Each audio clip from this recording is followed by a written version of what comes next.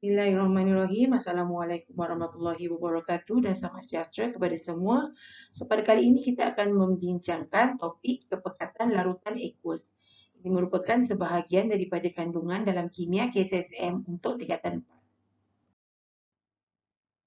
4. Untuk standard pembelajaran iaitu apa yang perlu pelajar capai, pada akhir video ini pelajar yang pertama boleh menyatakan maksud kepekatan larutan aqueous dan yang kedua, pelajar boleh menyelesaikan masalah numerical berkaitan dengan kepekatan larutan. Mula-mula sekali kita tengok apakah yang dimaksudkan dengan kepekatan. Definisi bagi kepekatan adalah kuantiti zat terlarut dalam seunit isi padu larutan dalam unit desimeter padu. Okay, kalau kita ikut dalam rumus ni, kepekatan, cikgu suka guna simbol ni kalau untuk kepekatan. So, kepekatan sama dengan jisim zat terlarut dalam gram bahagi dengan isi padu larutan dalam unit desimeter padu. Okey, sekarang kita tengok contoh. Okey, hitungkan kepekatan dalam unit gram per desimeter padu apabila 40 gram pepejal kupron sulfat CuSO4 dilarutkan ke dalam air untuk menghasilkan 20 desimeter padu larutan. Okey. So macam biasa kalau dapat soalan kita gariskanlah dulu maklumat yang ada. Okey. So untuk soalan pengiraan macam biasa mula-mula sekali kita tuliskan dia punya rumus. So rumusnya tadi adalah kepekatan sama dengan jisim bahagi dengan isi padu. V itu volume lah, isi padu. Okey. So jisim dia adalah 40 gram terbahagikan dengan isi padu dia 20 desimeter padu. So dapatlah jawapan 2 gram per desimeter padu. So kita buat DM negatif 3. Okay. So dalam cerita ni kira macam kamu bernasib baiklah sebab apa tu unit isi padu sudah siap-siap dalam desimeter. So kadang-kadang, bukan kadang-kadang lah, selalunya isi padu ni jarang orang bagi dalam unit desimeter. Selalunya orang bagi dalam unit sentimeter padu. Okay. So kalau nak tukar senang saja. Sebab 1 desimeter padu ni bersamaan dengan 1000 sentimeter padu. So apa perlu kamu buat? Kamu bahagi je lah 1000. Contoh 200 sentimeter padu. So kalau kamu nak convert kepada unit desimeter padu, kamu bahagi saja dengan 1000. Okay, dapatlah 0.2 desimeter padu. Okay. Seterusnya kita tengok kemolaran ataupun dalam bahasa Inggeris kita panggil molarity lah. Okay. So molarity bermaksud bilangan mol zat terlarut yang terdapat dalam 1 desimeter padu larutan. Okay. So dia punya rumus adalah kepekatan dalam unit mol desimeter padu ataupun kita panggil molarity lah. Selalunya kita tuliskan simbolnya M. M ni maksudnya molarity. Okay. So sama dengan bilangan mol zat terlarut bahagi dengan isi padu larutan dalam unit desimeter padu. So unit ini sebagaimana yang cikgu bagi tahu tadi boleh kita wakilkan dengan huruf M. Dan dalam slide sebelumnya tadi cikgu dah terangkan tentang penukaran unit sekiranya dalam soalan diberikan isi padu dalam unit sentimeter padu. Okey. Okey. So sebenarnya rumus tadi kalau kita terbalik-terbalikkan dia, so kita dapatlah bilangan mol zat larut sama dengan kemolaran dalam dengan isi padu larutan. So kita ringkaskan dalam bentuk apa simbol rumusnya N sama dengan MV. So sebenarnya ini merupakan rumus terakhir yang perlu kamu kuasai dalam magic triangle untuk menguasai tajuk pengiraan dalam kimia. So sekarang ni lengkaplah sudah. Ada 4 magic triangle yang sudah kamu sepatutnya kuasai. Okay. So ni cikgu akan lukiskan semua magic triangle yang diperlukan dalam soalan pengiraan kimia. Ada 4. Lukiskan dulu siap-siap 4 biji magic triangle. Okay. Kenapa cikgu lukis siap-siap? Sebab masa exam, cikgu nak kamu buat macam ni juga. setiap kali kamu dapat kertas soalan kimia, terus kamu buat magic triangle ni supaya kamu tidak lupa. Okey. So yang pertama, rumus yang melibatkan bilangan zarah. Bilangan zarah. Cikgu tulis dekat mana ni? Bil zarah. Yang ini melibatkan jisim. Yang ini melibatkan isi padu gas.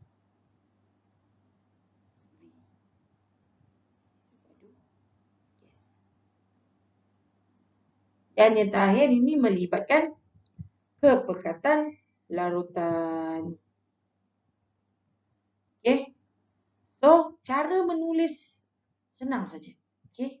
Macam itu cikgu dah ajar kan. Mula-mula kita tulis N dulu. So, untuk segitiga pertama, buat 1. 1, 2, 3, 4. Okey. So, untuk segitiga pertama sampai ketiga, N semua berada di tempat yang sama. N. Tapi untuk segitiga keempat, N-nya berada di atas. Okey. Lepas tu kita masukkan pula simbol. Okey, simbol, bukan simbol, pemalar. Okey. Untuk segitiga yang pertama, pemalar dia adalah nombor Avogadro. So, pemalar pun semua berada pada tempat yang sama. Sini ada nombor Avogadro. Sini kita ada JR. JR ni jisim relatif lah. Tak kisahlah jisim atom relatif ke, jisim molekul relatif ke, jisim formula relatif ke, jangan jisim relatif lah. Dan yang kat sini adalah STPB. Suhu, tekanan, piawai ataupun bilik. Okey. Yang ni dia tak ada pemalar. Okey. So yang ni kita masukkan rumus yang lengkap lah. Bergantung pada yang atas. Yang ini ni kan N sama dengan MV. So N sama dengan M. Okay. So yang kat sini, ini tajuk yang cikgu dah tulis. Bilangan zarah, jisim dan isi padu. Okay. Yang ni ingat dah, yang ini adalah kepekatan. Kepekatan. Okay. So sempurnalah sudah keempat-empat magic triangle yang perlu kamu kuasai untuk pengiraan dalam subjek kimia. So, sekarang kita tengok contoh soalan untuk menentukan kemolaran larutan. So, dalam soalan ni dia minta hitung kemolaran apabila 10 mol zinc klorida ZnCl2 dilarutkan di dalam air untuk menghasilkan 5 desimeter padu larutan. Okay. So, macam biasa kalau untuk mengira kita lukis magic triangle je lah. So, tadi kita baru belajarkan magic triangle dia untuk magic triangle nombor berapa? Nombor 4. So, N sama dengan M. So, kita nak cari sekarang adalah M. So, kita tutup M. Nampaklah N per V. M sama dengan N per V. N kita dapat adalah 10 mol. Dan kita punya V, volume atau isi padu adalah 5 desimeter padu. So, kita dapat kemolaran dia adalah 2 mol TM padu, ataupun kita juga boleh jawab dia sebagai 2 molar M besar saja. Okey, tak salah kalau kita guna ni. Betul juga. Kedua-dua jawapan pun betul. Okey, seterusnya kita tengok pula contoh kedua. Hitung kemolaran larutan yang disediakan dengan melarutkan 0.3 mol natrium hidroksida di dalam air suling untuk menghasilkan 250 cm padu larutan. Okey. So untuk soalan kali ini dia bagi isi padu dalam bentuk dalam unit cm padu. So kita perlu tukarkan dulu dalam unit desimeter padu. So kita bahagikan dengan 1000. 250 bahagi dengan 1000. So kita dapatlah 0.25 desimeter padu. Okey, kemudian kita masukkanlah dekat dalam rumus untuk menentukan kemolaran. Cikgu ni suka tulis banyak kali sebab bila kita tulis banyak kali kita akan jadi ingat. So kita nak cari molarity, so kita tutup M, kita akan nampak M sama dengan N per V. So N kita adalah ini tadi 0.3 mol kita bahagikan dengan 0.25 desimeter padu. Kita dapatlah 1.2 M molar. Kita jangan sebut M tau. Sebutannya adalah 1.2 molar. Jangan sebut mol. Jangan keliru. Mol itu N. Okay, kalau M besar bermaksud molar. Okay. Ataupun kamu nak jawab dalam bentuk mol per desimeter padu pun boleh juga unit dia. Kedua-duanya pun diterima. Seterusnya kita tengok hubung kait di antara kepekatan dan kemolaran. So, kepekatan dan kemolaran ini boleh dihubungkan dengan JMR. Okey, so kita tahu kalau JMR ini unit dia adalah G mol negatif 1 lah, G per mol kan.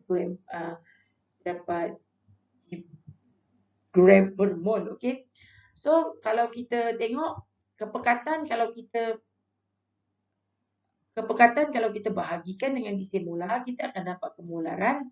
Manakala kemolaran kalau kita darabkan dengan disimolar, kita dapat kepekatan. Okey, yang ni pun cikgu tukarkan dalam bentuk magic triangle lah.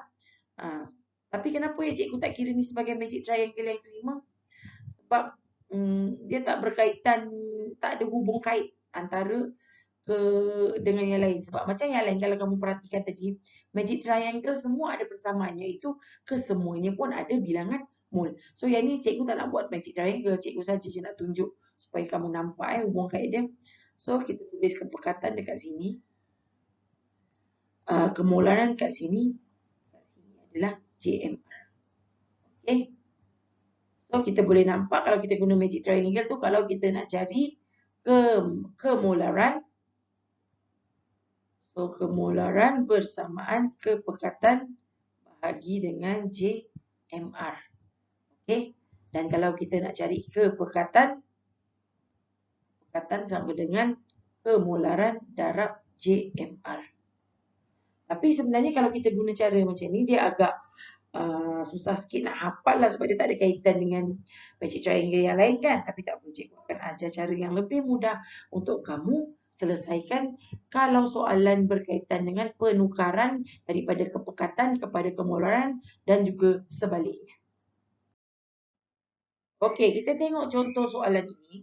Apakah kepekatan dalam unit gram desimeter padu bagi asid nitrik yang berkemolaran 0.5 mol DM padu? Okey. So macam biasa, mula-mula sekali kita dapatkan dulu JMR. Okey.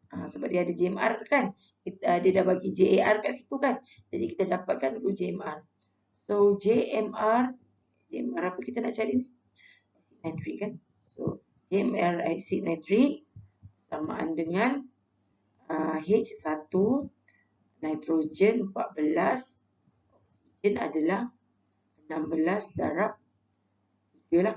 Kalau cikgu memang dah hafal lah, 16 darab 3 ni sama dengan 48.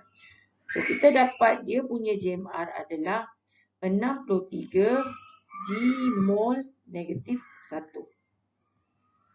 Okey, seterusnya kita pergi kepada kita nak tentukan kepekatan. Kepekatan kan dia minta kepekatan. Okey. So kepekatan sama dengan macam ni. Kadang-kadang kita tak ingat kan rumus ni. Nak bahagi ke, nak darab Okey, ni cikgu ajar cara yang paling mudah. Kita panggil kaedah cuba jaya, okey. Cikgu pun kadang-kadang tak ingat. Jadi cikgu cuba dulu. Macam mana cuba? Okey, kita cuba darab dulu. Kita cuba katalah kita darab so kita darabkan dengan M, kita darabkan dengan JMR. Cuba kita cuba. Kalau kali ni terkena, nasib baiklah Okay, so M kemolaran sama dengan 0.5 mol DM negatif 3. Kena tulis unit Kalau tak tulis unit tak jadi cara ni. Tulis unit. Okey, darabkan dengan JMR. JMR adalah 63 G mol negatif 1. Okey. Macam mana kita nak tahu rumus yang kita guna ni betul ke tak? Kita tengok boleh potong unit ataupun tidak. Okey. So sekarang unit yang kita nak hapuskan adalah unit mol lah. Betul tak? Sebab kepekatan dia nak gram dm padu negatif 3 kan. Dia tak ada mol kan. Jadi yang kita nak potong adalah unit mol. Jadi kita tengok adakah mol di sini boleh dipotong? Jawapannya boleh lah sebab 1 mol, satu lagi mol negatif 1. So kita boleh potong unit. Sebab mol negatif 1 ni bersamaan dengan 1 per mol. Okey, betul tak? Kan? Saya tulis kat sini ya. Mol negatif 1 sama dengan 1 per mol. So, mol darab dengan 1 per mol kita boleh potong. Potong maka terhapuslah. Bila boleh hapus unit, maksudnya rumus kamu betul. So, kita selesaikan teruslah. 0.5 darab dengan 63. So, dapatlah 31.5 gram dm negatif 3. Okay. So, kenapa tak tulis dm negatif 3 kat depan? Selalunya kalau dia negatif sepatutnya kat bawah. Jadi dia tak boleh kat depan. Jadi dia mesti ditulis di belakang. Kena tulis gram dahulu. Okay. So, selesailah soalan ni. Okey, sekarang kita tengok contoh kedua pula di mana kita perlu tukarkan kepekatan kepada kemolaran. Okey. So, macam biasa soalan ni kita tentukan dulu JMR dia. So, JMR lithium hidroksida sama dengan lithium 7 tambah dengan hidrogen 1 tambah dengan oksigen dululah salah. Oksigen 16 tambah dengan hidrogen 1. Kita dapat 24 G mol negatif 1. Okey. So kemudiannya kita tentukan pula dia punya kemolaran. So kita cuba jaya juga. Okey, kali ni cikgu cubalah nak nyalah, nak tulis yang salah lah sebab nak tunjuk kat kamu kan. So katalah kita tak ingat, kita pun cubalah. Kita cakap kemolaran sama dengan kepekatan darab dengan JMR. Bukan bahagi. Okay, kita cuba dulu, cuba kan. Okay, so kepekatan dia kata berapa? 3.6. 3.6 gram desimeter negatif 3 darab dengan 24 G mol negatif 1. Okay. So, macam biasa kita tengok boleh potong unit tak? Dalam kes ni kita nak potong unit gram lah. Sebabnya dekat sini tak ada gram. Okay. Dalam kes ni, boleh tak kita potong gram dengan gram kat sini? Of course tak boleh. Kamu kan dah belajar. Kalau G darab dengan G, jadilah G kuasa 2. Tak boleh potong. Ini membuktikan bahawa rumus yang kamu guna adalah salah. Jadi, kamu kena betulkan rumus. So, kalau tadi kita darab, sekarang kita bahagi pula. So, M sama dengan kepekatan bahagi dengan JMR. Sama dengan kepekatan kita adalah 3.6 G dm negatif 3 bahagi dengan JMR-nya yang kita dapat iaitu 24 G mol negatif 1. So, boleh potong atas, potong bawah gram, tinggallah rumus. Tinggallah unitnya. Jawapannya dululah. Jawapannya kita dapat 0.15. So, mol ini, mol negatif 1, bila dia naik atas, dia akan jadi mol. Okay, so letak dekat depan. Mol dm negatif 3. Hashtag terbukti. Maka selesailah sudah soalan yang ini. So, dengan berakhirnya contoh tadi, maka berakhirlah sudah video pada kali ini. Semoga perkongsian cikgu ini mendatangkan manfaat kepada kamu. Jangan lupa like, komen dan juga subscribe YouTube channel cikgu ya. Semoga kita berjumpa lagi di video akan datang. Assalamualaikum.